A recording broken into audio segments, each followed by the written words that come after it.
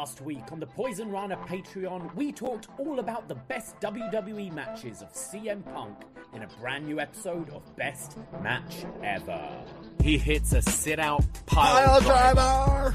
I remember screaming when I watched this the first time. This is a banned move in WWE. Even Michael Cole on commentary, like, whoa, what's he doing? Punk did tweet out that he got in trouble, like, took some shit, but he's like, they're a load of crybabies. But I think it goes to show, like, we see pile drivers on, like, AEW or the Indies all the time, but when it's, like, protected or banned, it gave this so much impact. It got a shockwave, Like, whoa. Get this show plus NXT retro reviews, wrestling reviews, movie reviews, and so much more over at patreon.com/poisonrana. And it's only $5, so what are you waiting for? What are you waiting for, huh?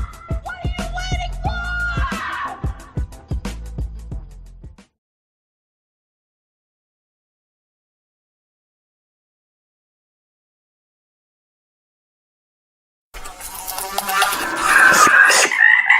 Poisonrana. Hello. Braden Herrington here with Davie Portman for Poisonrana. You found us on whatever podcast app you are listening to. And of course, we are live on youtube.com/@PoisonRanaPod. Yes, it's a Sunday afternoon. It's the Frog's Day. We are here to chat about everything going on in the world of wrestling.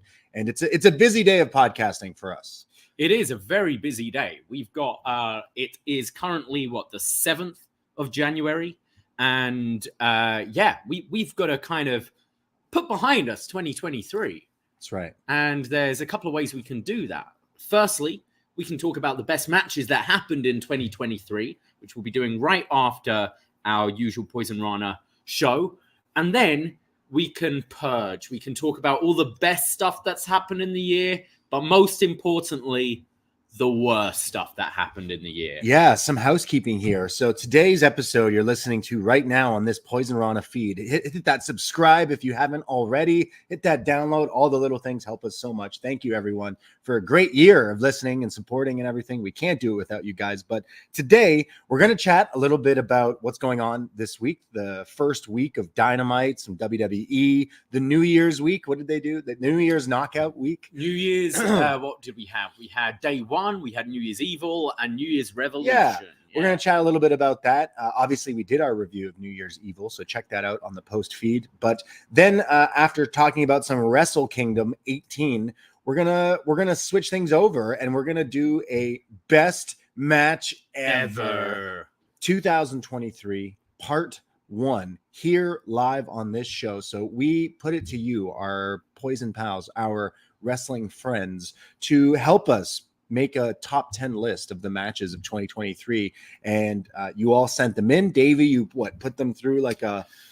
Well, we do BD maths here. Yeah, so it's you give us your top 10, and then it's 10 points for your number 1 pick, it's 1 point for your number 10 pick, and so on and so on.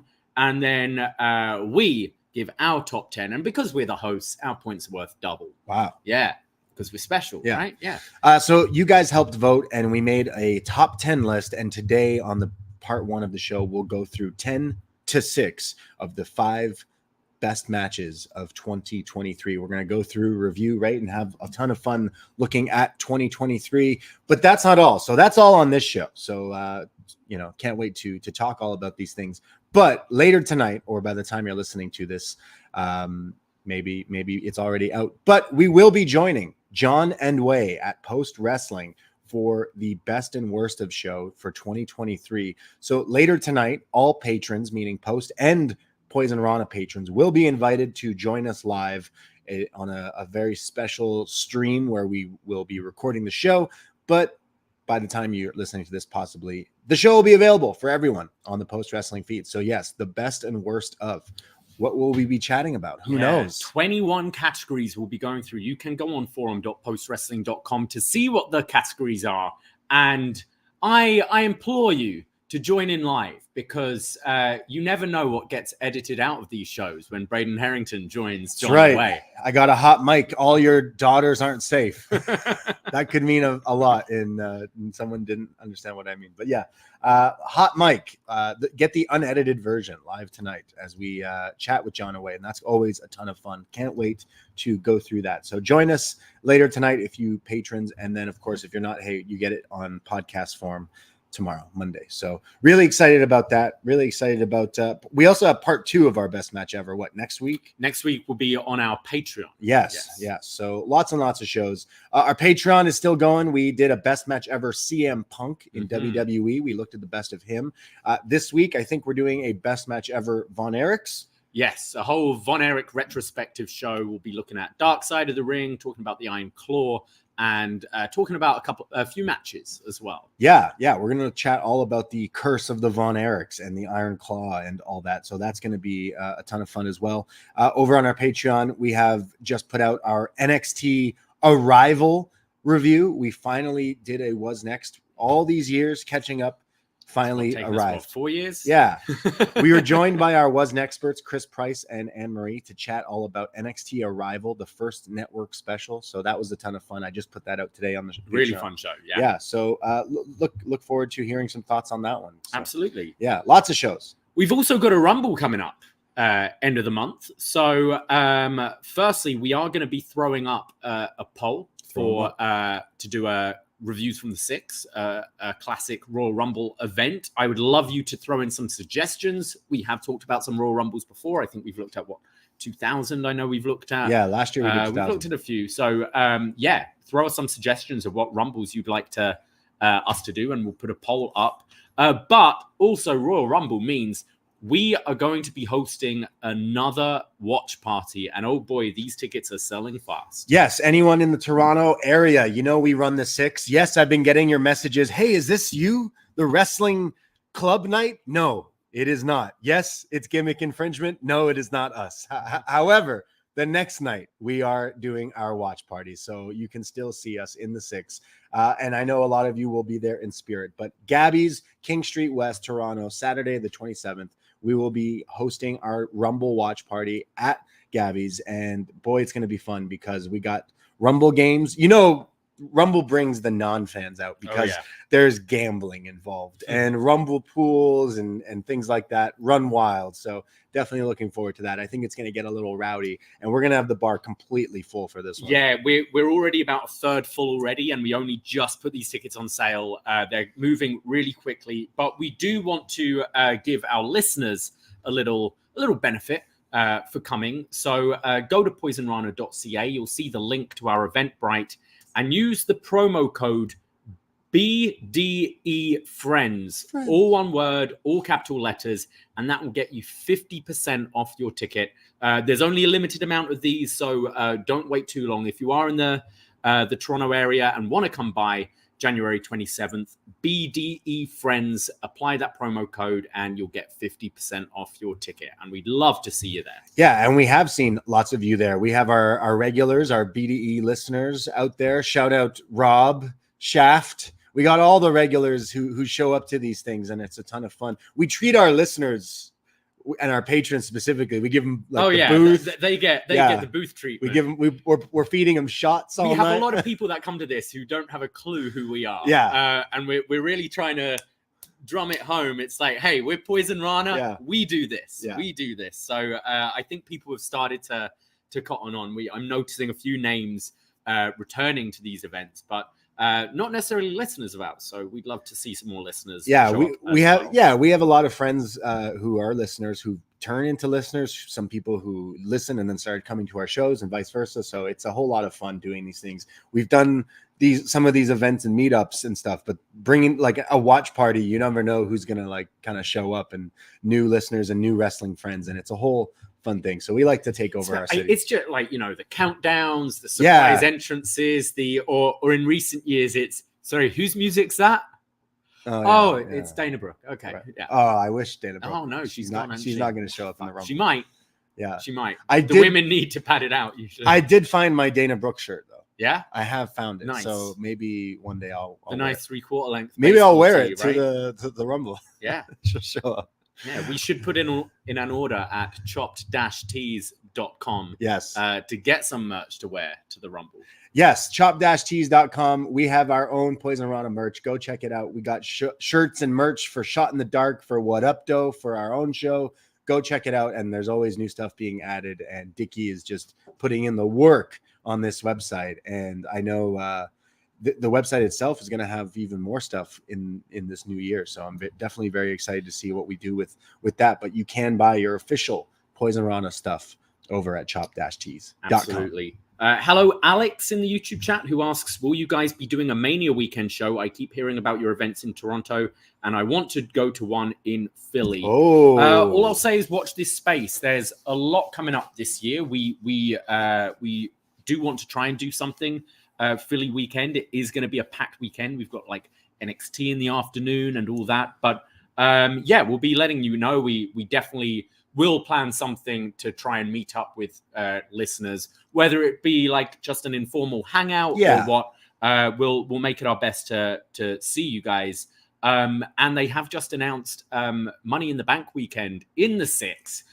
So again, watch this space. Yes, we've gotten a lot of people messaging about Philly. I think we want to do just more of like a meetup, hangout before events and stuff. I'm watching the whole indie, the like GCW shows being announced, and I'm not as excited for a lot of the big indie stars are not on the indies anymore, right? So they're kind of elsewhere, and the bigger shows are the WWE shows and everything. So it's kind of weird. It's kind of weird how like my first WrestleMania weekend was WrestleMania 30, and Supercard of Honor was like the hot show to go to. WrestleCon as well, that kind of thing.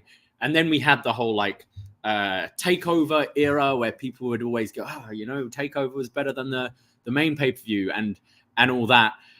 And now it's kind of come around where WrestleMania is the big show again. I know that sounds ridiculous, but it always used to be like, I'm going to WrestleMania, but I'm here to go to, spring break and all that. It's kind of, I feel it's flipped on its head again. And I wouldn't mind going to, again, closer to, they're obviously going to announce some crazy things, but I want them to go balls to the wall. I want all these released wrestlers to start announcing things.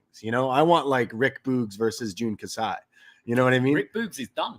He's done with wrestling? Did you not hear? Yeah. Oh, what did he say? He said, I'm done with wrestling. Maybe he'll go into music. Okay. How about a Walk with Elias versus Nick Gage? Elijah, isn't it? Elijah. Sorry.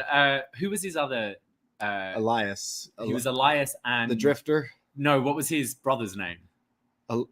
Elijah. No, Elias. No. No, it was Elias, and then he had his brother without the beard. You're asking the wrong guy. I can't remember. Yeah. I want the chairman, Sean Spears versus La Parka. I want that booked for my indie weekend. I am Ezekiel. That's it, right? Yeah. I'd like to go to the DDT show so far, but I know a few of us are watching for Kaiju Big Battle. It hasn't been announced, and it's possibly not going to happen. But it's something I regret not going to before, and now I'm like, that seems like something I want to do. But DDT, I have my eye on. But yeah, Philly people, we will be doing something, and I guess we can somewhat mention Toronto. Announcement, like you said, for Money in the Bank this June. Last June, we had the Forbidden Door open in the 6. We had we had a whole ton of wrestling fans come over and do wrestling things, and this year it's going to be no different. This time, WWE taking over with a SmackDown, Money in the Bank, and Heatwave. NXT Heatwave, yeah. I feel Money in the Bank is the last big one I haven't been to. I've done a Rumble, a Survivor Series, a Mania, and is it a big one now? Slam. I guess, yeah. I feel like Money in the Bank kind of replaced Survivor Series. Sure. So I'm looking forward to that. Yeah, I mean, not even that, but NXT coming here as well, and that's I haven't seen an NXT show live for years now at this point, since pre-pandemic. So yeah, looking forward to go to that too. It's tough though, because when we had Forbidden Door, it was like, okay, what do we call our event? Forbidden Pour. Okay, yeah, it's at a bar. Cool. This one's a lot harder. I've been thinking all week, and I can't come up with a single. The best I can come up with so far is Froggy in the Bank. Oh, that's no. I'm thinking like Chummy in the Six or something like that. Like Chubby in the Six? Chubby in the Six, Chummy in the Bank, like something, a meetup of wrestling fans. What would you call it? Because little Chummy, money. Chummy, Okay. right? Yeah, it's not good. None of them are good. No. Something in the dot, something in the, because funny enough, like since the ACC turned into the Scotiabank Arena, certain people do call it the bank. Yeah. So it legit is Money in the Bank in the bank. Yeah. But like, yeah. Thinking Money in the Tank, the drunk tank. Yeah. Thing maybe. Shmoney in the, it's maybe something like, yeah, I don't know. This one's hard. So please, punny people out there. Yeah, we're trying to get punny in the bank here. Yeah, we can't think of anything good and slick and sly, but I'm sure we'll be seeing some familiar faces come June in Toronto. So can't wait for that as well. Definitely excited. Absolutely. Yeah.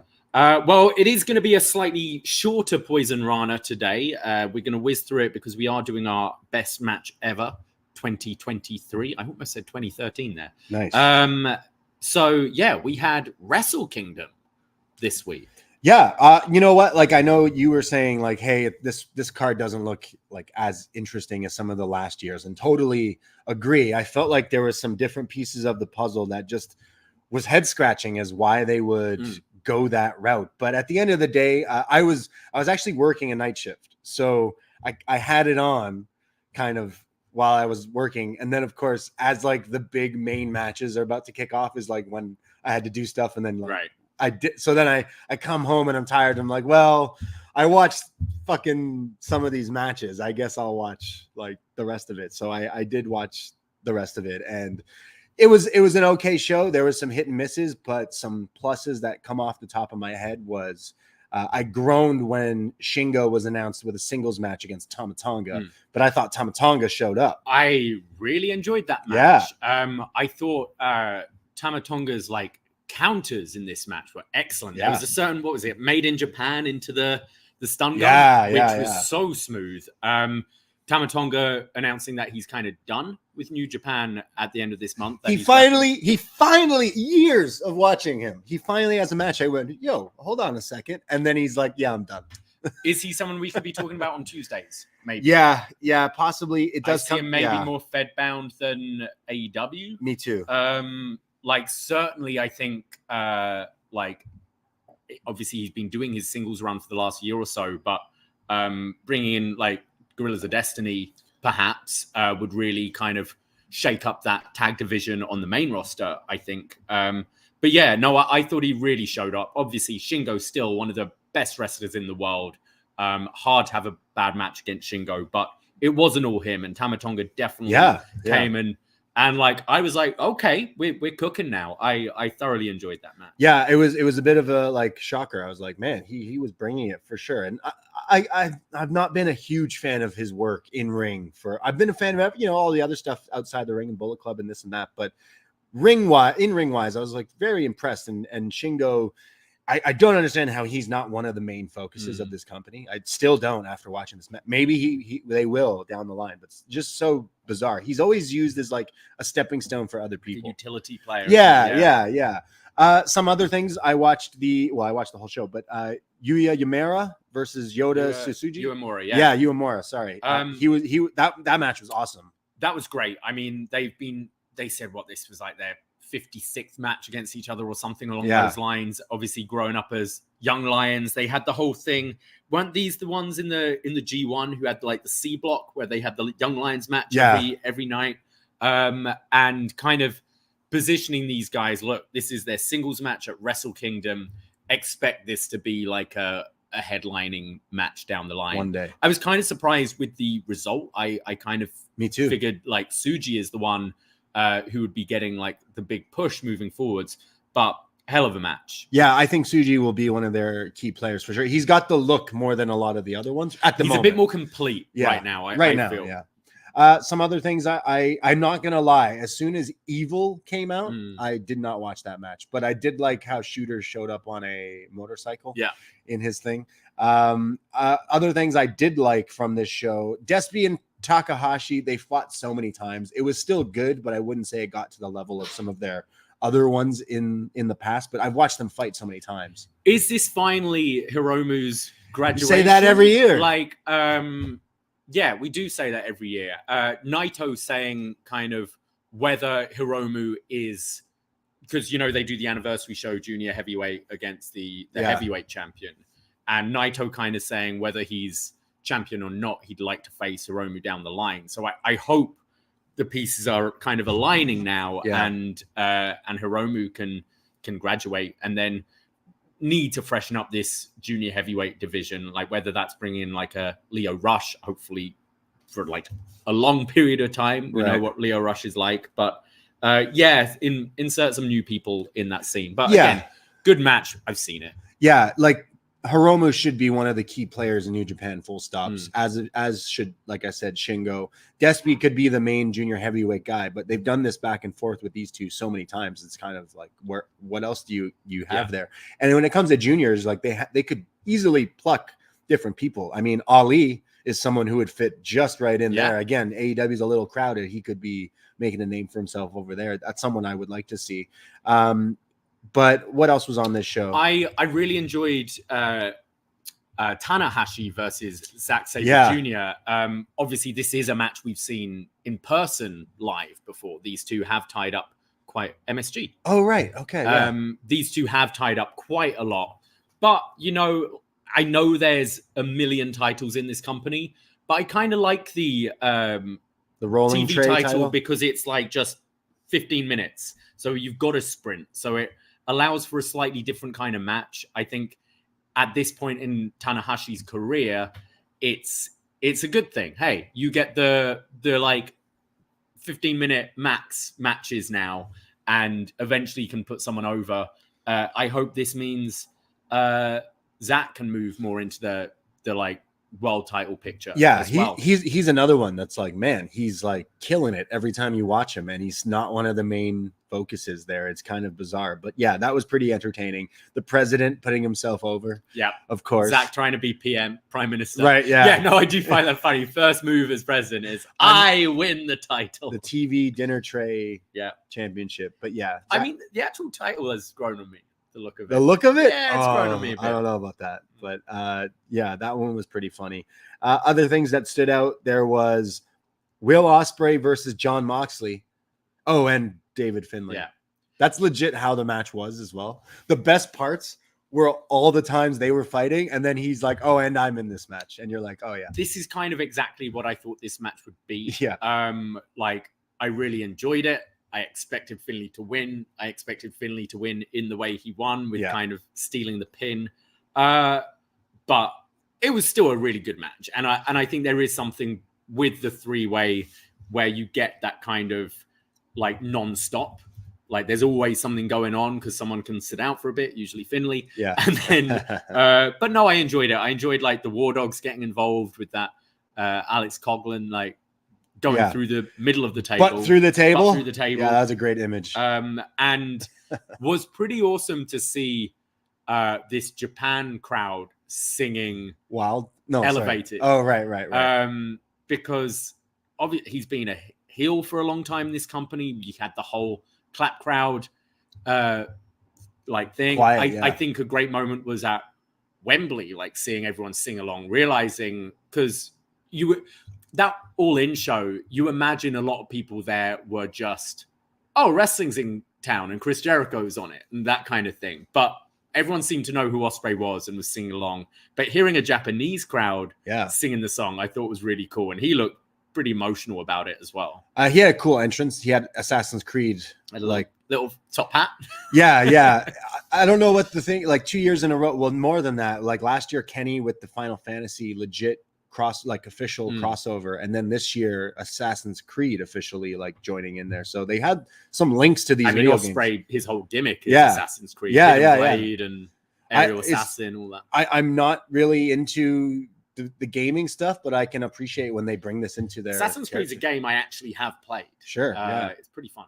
Like again, the entrances in New Japan definitely were pretty cool. But yeah, this match was good. Moxley and Ospreay like just were like killing each other, and Finlay just doesn't have the sauce yet. He's just some guy, really. He's just so plain Jane. It to me, it's like I'm watching Jay White, but it's not Jay White. He's not a bad wrestler, but just they're really trying. And maybe, you you push it enough. I think Jay White did kind of elevate after a while, but yeah, after a while. The funniest thing was after this. I mean, well, during the show, Dolph Ziggler and his brother, of course. You got to bring your brother. Bring your brother to work day. Yeah.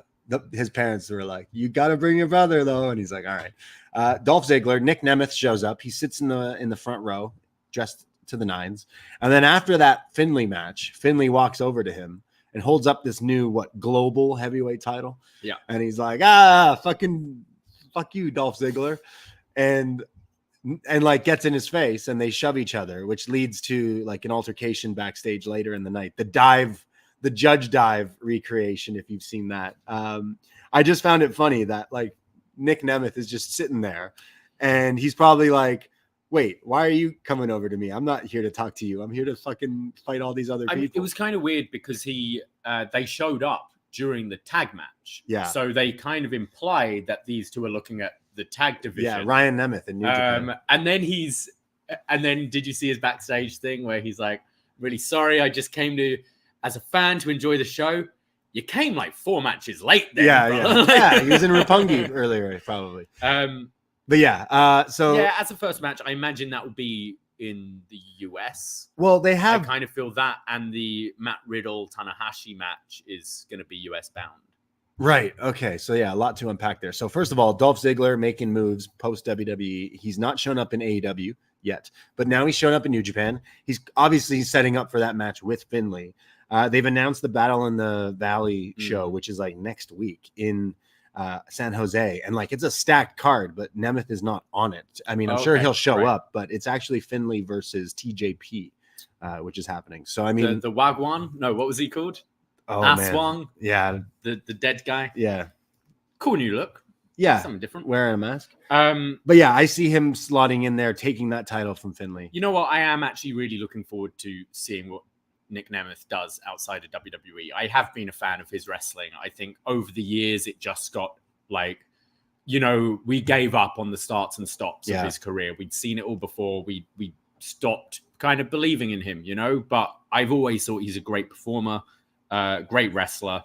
And I'd love to see him work with some different kind of styles. And I'm sure he wants to prove himself as well. He's someone who's always worked with a chip on his shoulder and has gone out and tried to like do the most he can with what he's given. So I think, New Japan setting, I'm kind of excited to see what he does. Yeah, it was like, oh, he's here? Okay, wait a second. Like, that could be a little different than what I expected. So already, I think a proper move in the first moves. I'm sure he's doing tons of indie dates and stuff going forward, but this is a pretty big move. If it's not AEW, it's New Japan. They're still the number 3, I'd say, over lots of other places. So there's a few. I wouldn't say Nick Nemeth versus David Finley is the bingo card match I'm excited for, but him versus, I'm sure he showed up being like, hey, Okada, I want to fight you. And then Finley gets in his face. It's like, wait a second. Yeah. But like, there's all these other wrestlers that he could fight. I mean, a Hiromu versus Nick Nemeth, a Shingo versus Nemeth, Okada, like I said, Naito. There's a few. But yeah, it seems like maybe they've got this whole like North American roster kind of thing. A bunch of white guys that they know they'll put on the American shows. And it is interesting watching a Tokyo Dome Wrestle Kingdom. There was a whole ton of white guys on this show. I was like, wow, they've just taken over. It kind of has been like it's always for like a that long time. You like when you had the Elite and Skull and Osprey, all and these all them. gaijins. All these gaijins. But Finley versus Nemeth. Nemeth, do you see him showing up in AEW anytime soon? If he's showing up here? I'd kind of like to see him do what he's doing right now and kind of just, I could see him doing Bloodsport, maybe a weekend. I could see that being something he wants to do because he does have that like amateur wrestling background. Did you see his video? He posted, that's the new thing, the new wave of released wrestlers. Right. Get a videographer, do a whole promo. I didn't really like Elias's. Okay. With the dead guy. Did you see that one? Yeah. Where he was like dragging out someone. It looked like he got like me or you to do it. Whereas like some of the other people like paid someone like Ali's was really good, right? Like that gimmick. But this one felt like it was going for the like Evil Dead Ash versus whatever Tarantino kind of thing. And there was little like references, like he pulls out the rubber chicken, the Cody Rhodes thing. Okay. What else did he pull out? He pulled out something else in it that I like. This is Dolph's. Nick, Yeah. And then he puts the glasses on, but he looks like Kurt Russell. I always thought that. Yeah. No, I'd like there's matches I'd like to see him have with people in AEW. I don't know if I necessarily need to see him as a full-time character there. Yeah. Just because it's such a bloated roster right now, and we will get to AEW in a bit, but something I liked about this week is it kind of seemed focused. It's like, all right, new year, like let's try and push these younger stars and like it's going to take time, but like let's have the focus on a Swerve and a Hangman and that kind of thing, and not maybe like bog it down with like Adolf and other ex-WWE guys. Yeah. But sure, there's definitely matches I'd like to see there. I'd love to see The Danielson. when he's healthy. I'd love to see Kenny Ziggler, obviously. Wow. Like there's certain things there. I don't know if I necessarily need him as a week-to-week character. But for the first, there's no need to sign anywhere until after Mania. Because Mania weekend, there's going to be all these shows going on. All the like stories and promotions are like heavily booked right now until that time anyway.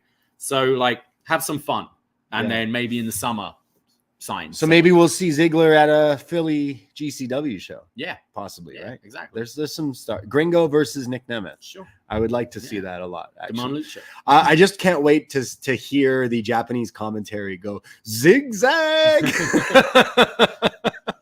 If he calls it that, I never really understood why he did call it that. But that's good Ziggler, I think. And then some of the other stuff on the show, we had Kazuchika Okada taking on Bryan Danielson, the rematch. Yeah, this was match of the night for me. Easily. Match of the year. Yeah, phenomenal match. Kind of was like, man, I wish I kind of did that in Scotiabank, but also I kind of like the match in Toronto wasn't bad, but I think all of us were like, oh, I was expecting a bit more. We were also on a bit of a come down after Kenny Ospreay, but then the story coming out of it, Danielson tapping him out with a broken arm. You're then playing up with the broken eye thing from the tag match on Dynamite. All the story leading into it made this what it was as well. And Okada, I've gone a little colder on the last couple of years because like he's got his formula and they're often like long matches and nothing really happens at the beginning, but then you forget all about it because the final 10-minute stretch is amazing. This wasn't that. I thought this was just so like packed, and I was like hanging on to every single move they were doing.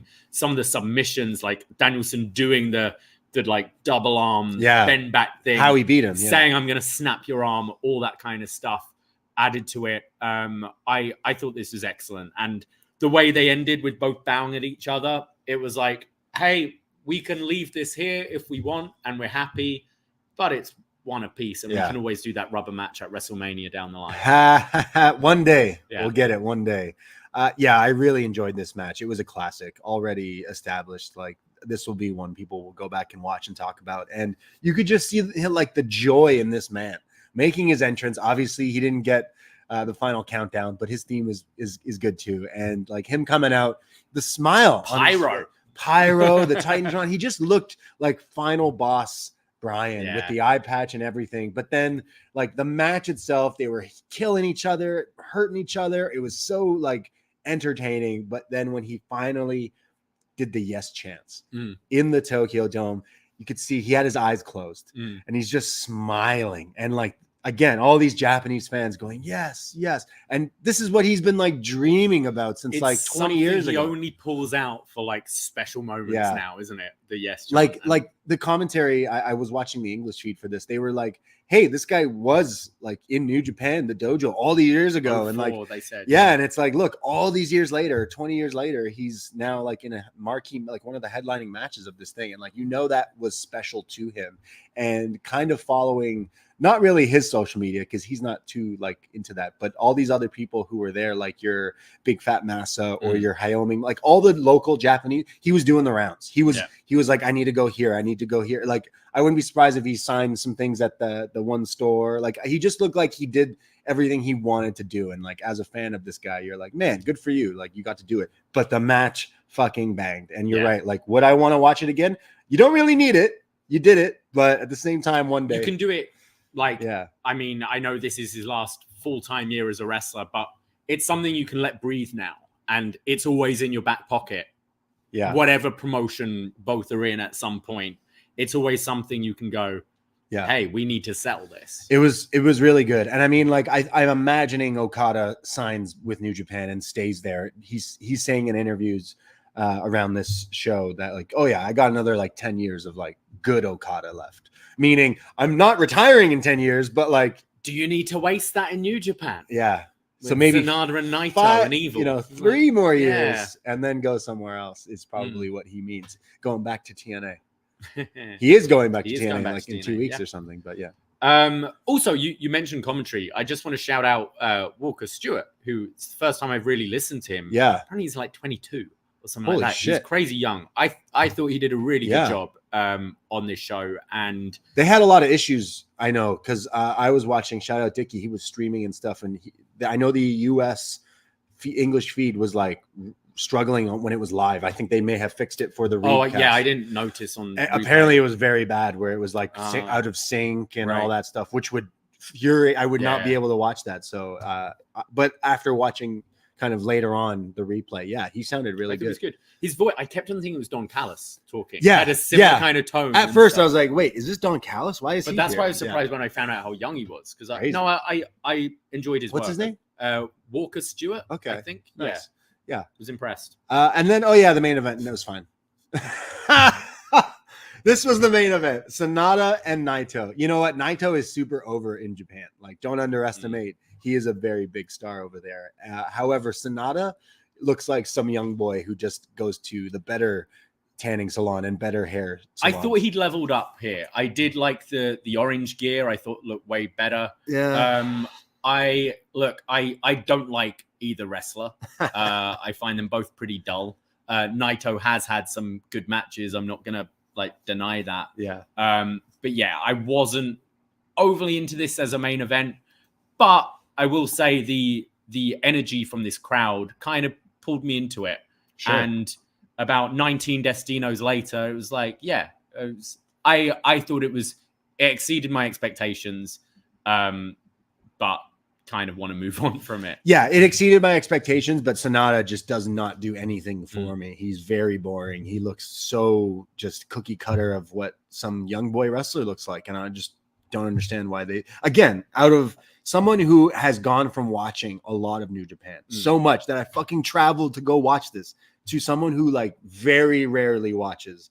And when I do, I go, how are you fucking this guy up? Oh, this guy should be your guy. This guy should be your guy. Instead, they're not. And Sanada and Evil and all these other fuckers are the ones they keep putting on these shows that I'm like head scratching a lot. So again, maybe going forward with the new year, they might have some changes to that, but it's New Japan. I'd say it does look promising with their recently graduated young lions, like your Sujis and shooters and et cetera. Yeah, but they gotta not do the formula, because the formula will be Naito's going to drop the title in a month to some young guy. Then they go, oh, you know what? He actually isn't ready. Let's go put it back on so-and-so. And they'll do that. They're going to do that. And you're going to go, not watching that. You just got to have whoever you choose, have against your best, have against Shingo, have against Tanahashi, have against Okada, just prove themselves against. Don't have them working with Evil. Don't have, they will do that. That's not what you want to be doing.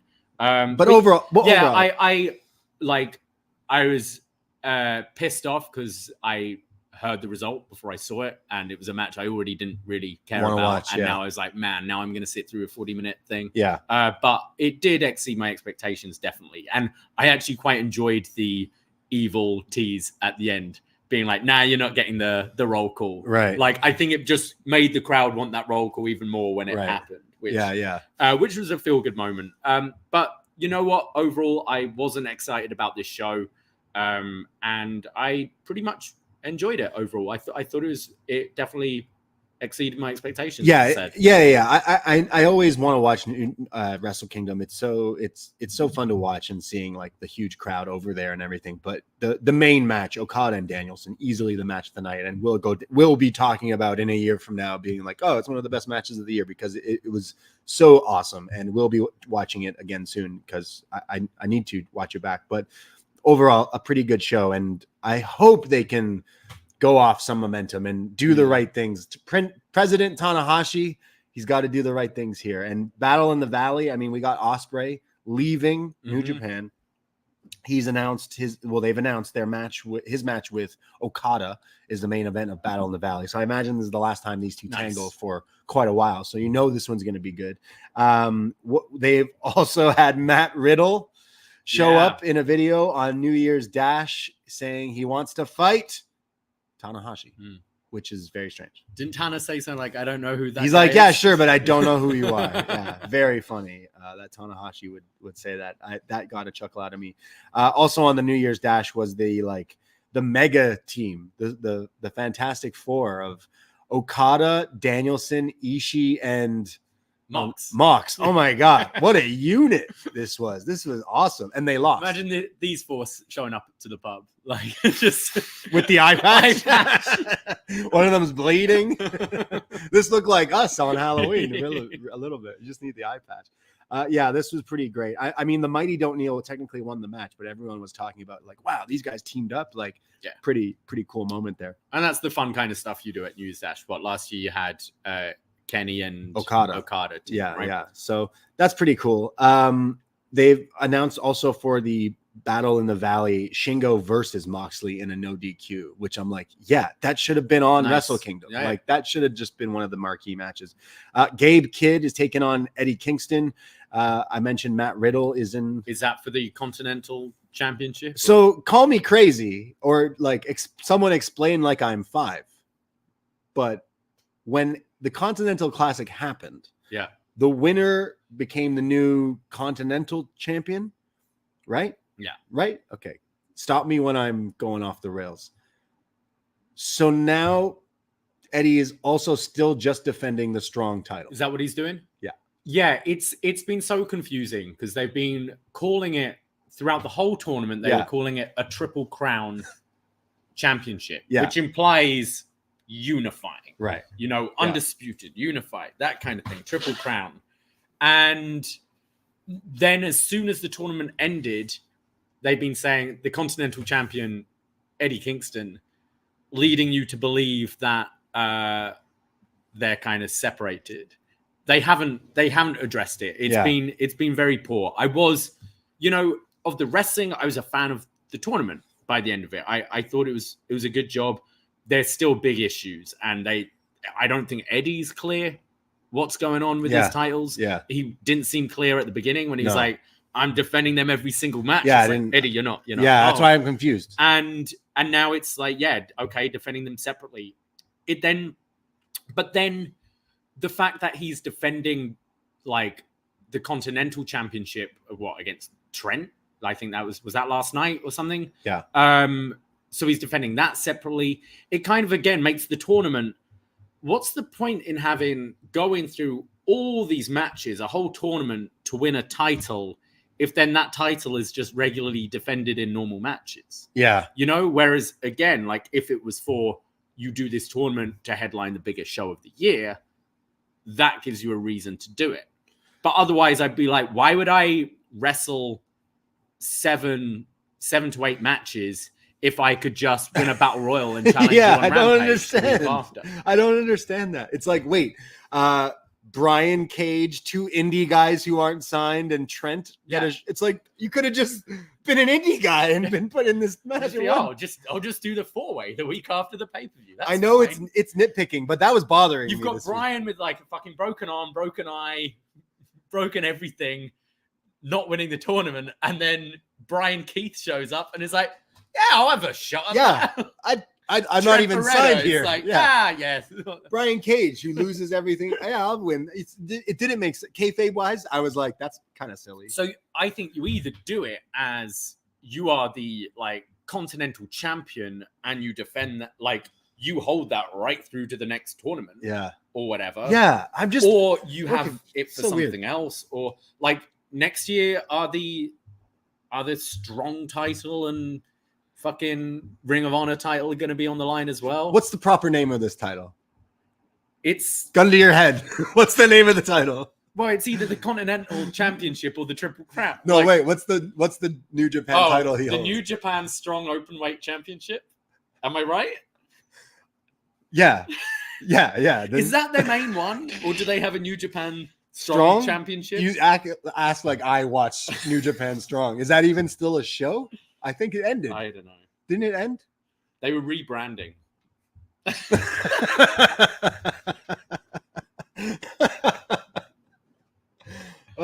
I love wrestling, but nitpicking things, I'm like, wait, what?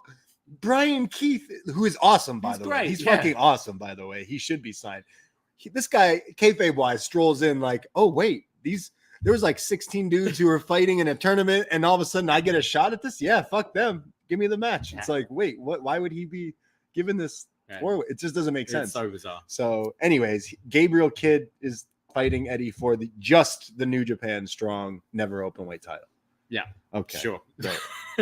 Well, shall we move over to some AEW? Yeah, I mean, you kind of mentioned some of the stuff. It is cool that they are kind of crossing over, letting some people go in and out with like Okada, Danielson, and things like that. And I imagine we get more of that in 2024, especially Forbidden Door and all that stuff later in the year. And I'm definitely genuinely excited, but I just like to circle back a little tiny bit to Matt Riddle being in New Japan, because I know he recently showed up on some other show and MLW. Really? I think so. Okay. So everyone's talking about Matt Stryker going off on commentary. Matt Stryker has now come out and said like, oh, I shouldn't have said those things, which like you kind of knew what you were saying. So I don't know. What did he say? I watched the clip earlier today, but I can't. He was basically like, "Why would anyone, fire this guy? He's great and this and that. And, he innocent till proven guilty, kind of, thing." Matt Stryker also referenced in the speaking out movement, right? So not a good look overall. But MLW, is that even a real show?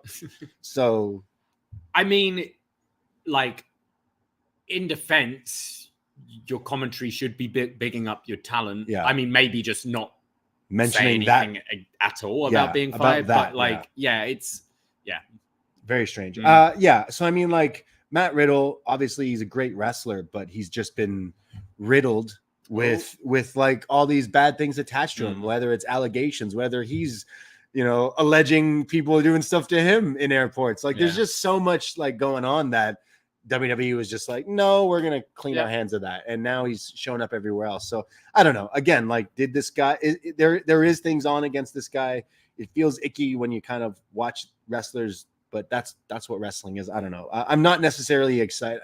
I'm not interested in really Matt Riddle right now. And I know that like, I think a lot feel the same. He will have his fans too. But yeah, I'm kind of in the same boat, and I don't know if I'll watch the Battle in the Valley show. I have been very sparing with my New Japan in the last year or so.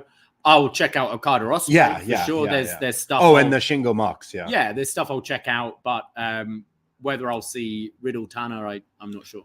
Yeah, well, Riddle and someone versus Zack Sabre and Bad. Oh, it's not even that match yet. No. Oh, okay. So we'll get there eventually. I guess. Yeah, cool. I don't know.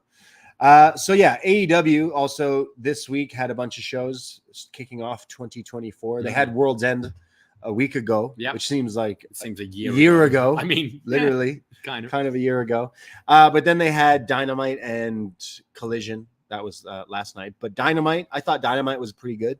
I really enjoyed Dynamite this week. I thoroughly enjoyed it. Darby Allin taking on Konosuke Takeshita. Man, like that's an early contender for match of the year. Wow, man, they were killing each other. I mean, he was killing Darby as per usual, but Darby was firing back. There was some crazy stuff in that match. Like this is the Takeshita we need more of. This is the Takeshita that we should have seen immediately after his association with Callis and beating Kenny Omega. Like he's a big guy, and for like the whole first part of his run when he was a babyface, he was the plucky underdog, wasn't he? Yeah, who's kind going of up against your main characters. Here, like this looked like someone you can have as a a main event heel. Yeah. You know, he doesn't need to talk. He's got Callis for him, who gets tremendous heat.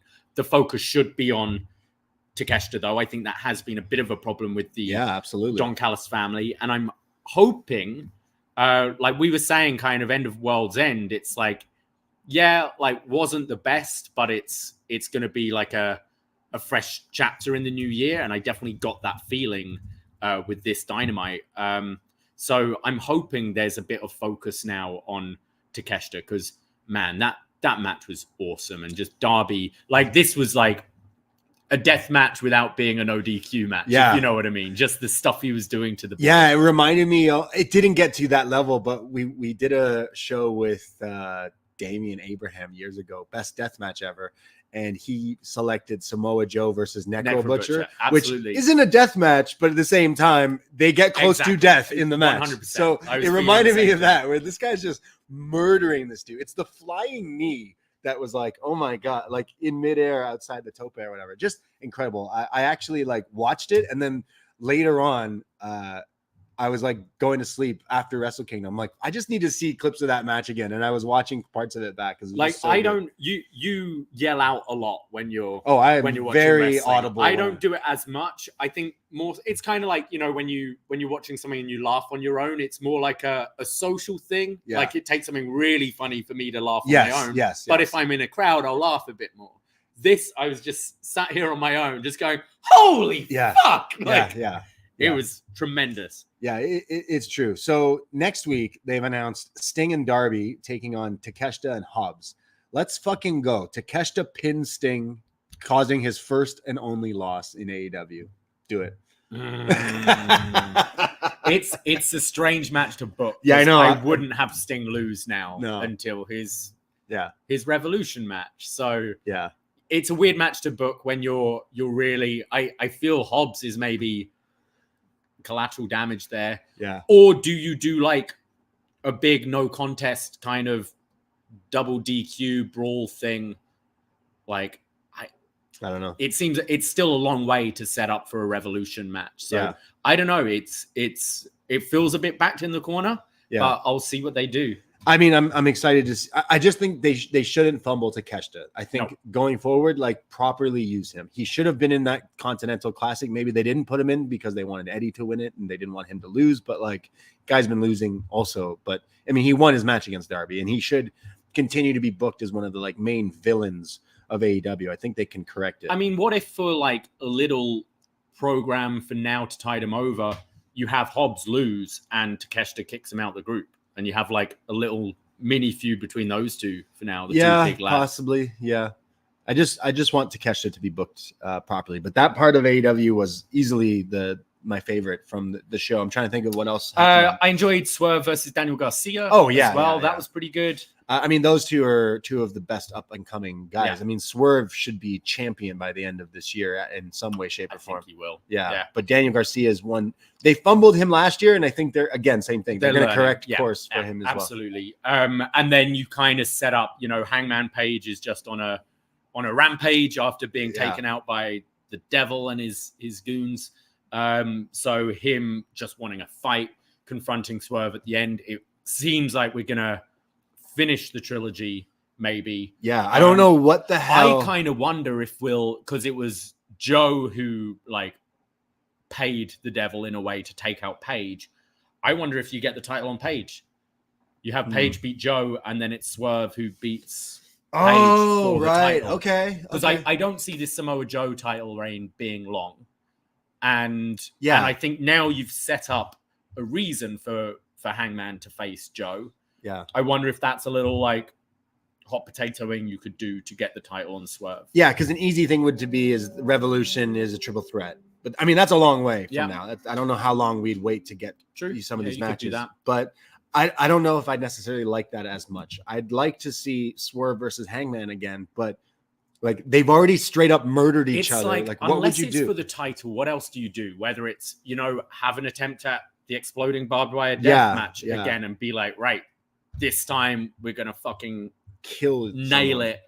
Or do you introduce like an equivalent of a Hell in a Cell or something like that, which we haven't seen. We've seen the cage match, but do we see them attempt something along those lines? Because you're right, we've had the Texas. The guy drank his blood. Exactly. So like, what the hell Where else do you can go you do from there? Yeah. But it's clear these two are gonna meet again. Yeah. But just to sign off the first episode of the new year with those two in the ring, I'm like, these should be your main characters. Yeah. Hangman should be the protagonist of AEW, and Swerve should be the supervillain. And Joe right now, he's the champ, but I do see him dropping it to either of these guys. Yeah. It'll be a couple of months reign. Yeah.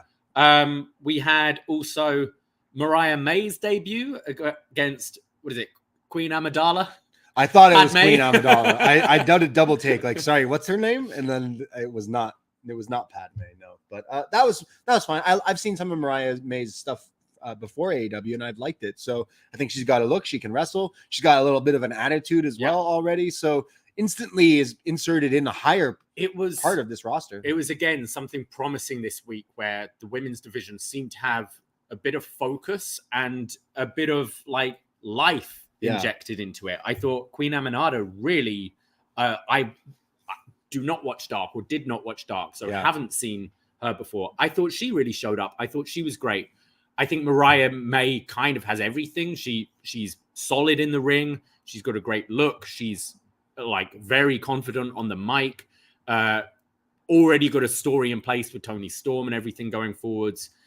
So yeah, I was impressed. And then the debut of Deonna Purrazzo. Yes, I know you're a big fan of Deonna from Impact Deonna. and stuff. I'd say she was definitely hit and miss from times I've watched her in Mae Young Classic, and then she went to Impact after like that. I'd say some things that I did watch, I'd say during the pandemic and stuff, like there'd be sometimes I'd watch her and she was good, and then there'd be sometimes I watch her where I really did not like her. So I thought she had a good debut. I thought she sounded good, actually. Can't really remember her cutting promos as good as kind of the way she sounded. It easily helped with the Jersey crowd. Yeah. So I'd say it was a thumbs up for a debut. It's interesting. Obviously it's in Jersey. She's going to get cheered. It was the right move because I think we have seen her in AEW before. She's main evented a Dynamite before against Mercedes Martinez. That's right. Yeah. And there wasn't much fanfare around her. I think it was absolutely the right place to debut her, to make her feel big, because I think elsewhere she might have felt like, who? I wanted Sasha Banks, you know, that kind of thing. So I thought it was a good thing. She is, in my opinion, better as a heel in promos and stuff. The virtuosa, like the, like better than you kind of character she kind of does. But I think she's solid in ring. Like her matches against Jordan Grace were always very good. Can be a bit of hit and miss with others, but definitely will be one of the sort of top performers in the division. And you think hopefully soon we can get Jamie Hayter back and Britt Baker back, and maybe a debuting Mercedes Moné. So I think there was kind of promise with the women's division after tonight's show. This week's show. Yeah. After watching this week's, I'm like, okay, maybe the women's division is something they're going to focus on. Mercedes would be a huge addition to that. She would be the star, make her the champion really quick. And then the kind of end game of your division would be going Jamie versus Mercedes, which Mercedes made it clear she wants to face Jamie, and kind of vice versa. That would be the big, all-in match almost, if you will. But I hope Jamie comes back. I think she was the real glue to that division. I think back to her winning the title, and then obviously her injury and disappearing off like the show was a big hit in something I didn't really realize. I'm like, oh man, this women's division kind of like floundering, kind of not my interest level is just dropped. And then I kind of go, oh wait a second. I loved where we were with it. I'm loving Tony Storm. Don't get me wrong, but everything else is just falls to the side. So maybe this year they do focus on that, having Mariah May, having Virtuosa, having hopefully Mercedes, Jamie back. It could prop back up. Yeah. I hope it does, but we'll see. And I guess the last thing to talk about is the Undisputed Kingdom's first promo. Yeah. Okay. Like the pluses is Adam Cole, even on crutches, he can still talk. Yeah. So he cuts good promos. That's no one can ever say he's great. He's so good on the mic, and it made sense in a way. But then you're putting lipstick on Matt Taven. It's still Matt Taven and Mike Bennett. It's still the Kingdom, and I'm just not really sold on these being behind these guys. And we were talking about kayfabe wise things. Kayfabe wise, Adam Cole sounds like a complete dork when he's like, and they became Ring of Honor tag team champions, and Wardlow's gonna become champion, and it's just like, it's a little unfortunate because I think back then in hindsight they had it all mapped out with Adam Cole not being injured. I think it would have worked a whole lot better. It would have, the stories going into it, I think they had the injury and they decided to change certain things. And I think when they did that, it made it suck. And I think they retconned it okay with him cutting the promo. Again, I think he sounded good. It's just like, it's still the fucking Kingdom. So I'm like, ah. But there is, as like, it does make sense for them to be with him because there is the history. Of course, with them. sure. They should explain that a bit, maybe, but I don't know if you we know that. I've seen a lot of hate for this promo. I think people wanted like every single element of it explained. For me, I don't really think I need that. Like, Cole knows MJF is someone who would turn on him eventually. Yeah. He broke his ankle trying to protect him and is pissed off. And therefore I'm going to strike you before you strike me. I think that makes complete sense. The people he's got in his group makes complete sense. It's his best friend, Roderick Strong, who I so fucking hoped dropped the Adam thing now in this. Because I kind of saw it as, all those goofy vignettes at the house together was like a swerve. They have said that. Yeah, they said that last night. Right. The Kingdom have now said the draft shit, all that stuff was like just facade. throw you off. And meanwhile, we're plotting about what we're doing. Yeah. Like, I understood that, but therefore Roddy should drop the stupid shit, right, and just be serious. But he's made the most fucking money and gotten the most famous from it. I didn't feel it worked in this promo. Yeah, like maybe every now and then, but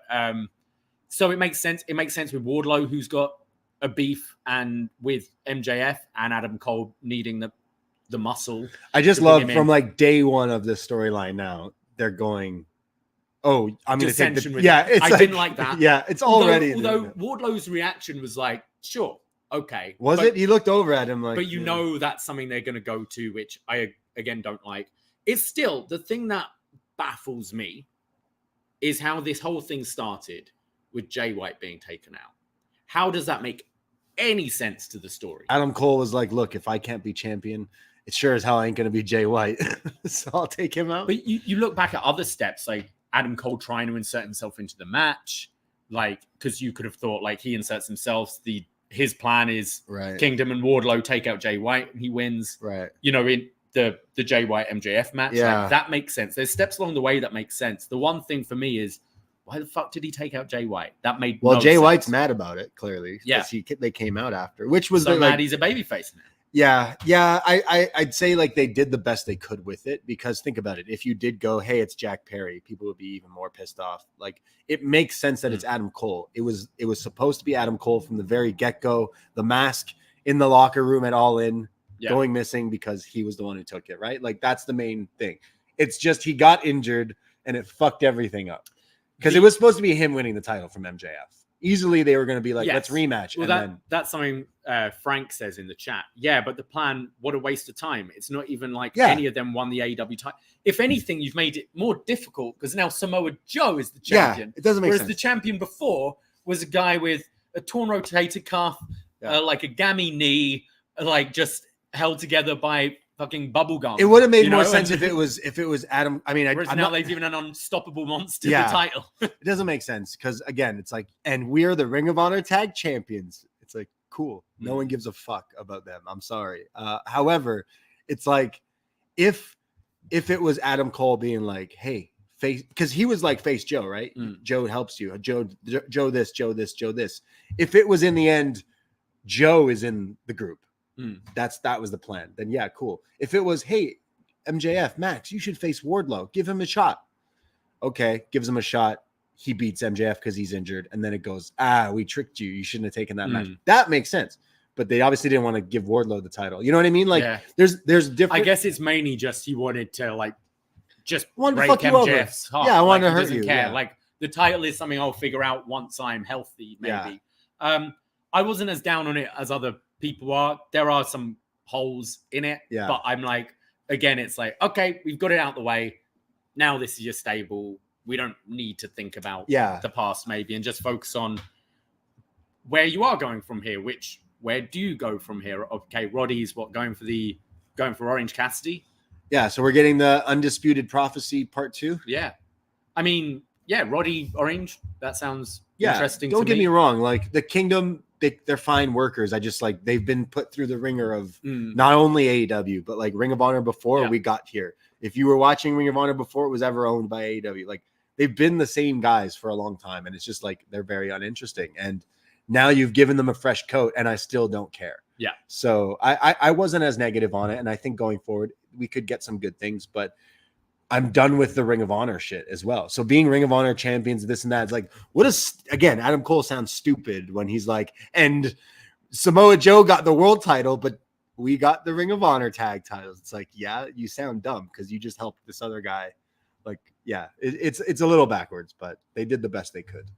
Yeah, I assume Cole's going to be on TV pretty much. He has to be their mouthpiece. I mean, Wardlow needs a mouthpiece. Kingdom need a mouthpiece. Roddy needs the mouthpiece. He's going to be there every week for them. It's just like, when are you coming back? Because it definitely sucks that this AEW would be fine if Adam Cole never got injured, but he did. So they had to, change course. And Samoa Joe is AEW world champion, which is pretty cool. It's just like, where do we go forward? And there's a few months till the Revolution. I wonder if we do have title matches on TV that maybe the title flip-flops around, like you said, to just go away from the Undisputed Kingdom. But then, yeah, I don't know. I'm happy the Devil stuff is over. Because, like, yeah. What do you think of the new music? Yeah, they needed that too. Because, like, he's a baby needed face. to, yeah. Did they just slow it down? I only listened to it once. They started with the boom, and then I think it was just some instrumental. I just watched it. Oh, okay. Yeah, I think I need to listen to it back, but I could be wrong. I think they slowed down like the. Oh, they did the Judgment Day. Yeah. Over there. Okay. Yeah. All right. I'm sure they did something like that. Other things from Dynamite, I'm trying to think. Orange Dante was fine. Oh, Private Party. Private Party. Yo, fuck the AEW season oneers. I love Private Party. Fuck all the haters. I actually loved that. I was like, good for this guy. He feels like he's been injured for quite a while. And like, all the disrespect to the Hardys is Isaiah being like, and we're here to put the tag team. I didn't understand how they came out during a match where like there was like a tag team there and a trios team there, but like they could have came out when there was a tag team match. Sure. But yeah, I love those guys. I actually watched Rampage this week because I wasn't working and I was at home. And they, who are you? I know. Like finished SmackDown. I was like, all right, I guess I'll watch. What was on it? Tell me. Wheeler Yuta versus Commander. Right, yeah, just okay, all right. Yeah, which was all right. But yeah, they had a promo segment backstage with the Hardys where the Hardys were like, hey, what's going on? And then kind of the Hardys sort of young boyed them a little bit and kind of said, here's our shirts we wore for our match. Like that. So that's something they're going towards. But yeah, I'm kind of happy to see them back. Yeah, these guys were very promising when AEW started. Like, I had my attention on these two. I'm like, whoa, they're two like guys. Their gimmick is party, and they did some pretty impressive moves. And Quinn's been like, he's been hit with those injuries, but I'm excited. I actually was like, hey, give these guys a chance, and I'm excited. I don't know if you go babyface or heel with them, but because in a way they're kind of twee. Because right now they're baby tweeners to me. Yeah. But I feel like I'm in the minority, but I was excited that they're back because the tag team division is lacking in AEW right now. Yeah. So they were right on the money with that promo. Again, just felt like a fresh start this week. I enjoyed it. Yeah. Well, shall we wrap that up there? Yeah, I mean, this week on Dynamite is their homecoming. We mentioned Sting and Darby versus Takeshita and Hobbs. Claudio Hangman. Yeah, Claudio Hangman. That's exactly awesome. Yeah, that's exactly what I wanted to bring up. I'm very looking forward to Dynamite this week, so we'll be catching that, and we'll definitely be talking about it next week. All right. Well, we're going to be back in about 5 minutes with Best Match Ever 2023. So don't go anywhere. Have a quick loo break. Grab yourself something to eat or drink or whatever, and we'll see you at 4:15 Eastern time. Hell yeah. Toodle pip.